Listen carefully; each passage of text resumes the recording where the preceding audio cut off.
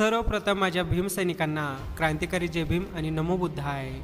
राष्ट्रीय स्वयंसेवक संघाचे मुख्यालय असलेल्या नागपूरमध्ये येऊन वंचित बहुजन विकास आघाडीचे अध्यक्ष प्रकाश आंबेडकर साहेबांनी देशातील हिंदूंना एकत्र आणण्यासाठी संघाला सल्ला दिला आहे।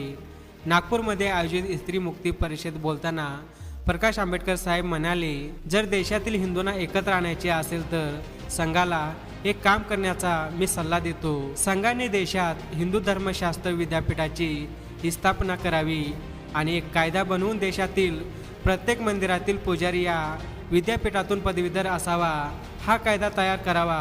पुजारी हा मग कुठल्याही जातीचा असो चालेल। हिंदूंना एकत्र करण्यासाठी संघाने माझा हा सल्ला मानावा। देशात मोनोवादी व्यवस्था पुन्हा येऊ द्यायची नसेल तर संसदेवर आपल्या विचाराचा ताबा मिळवणे आवश्यक आहे।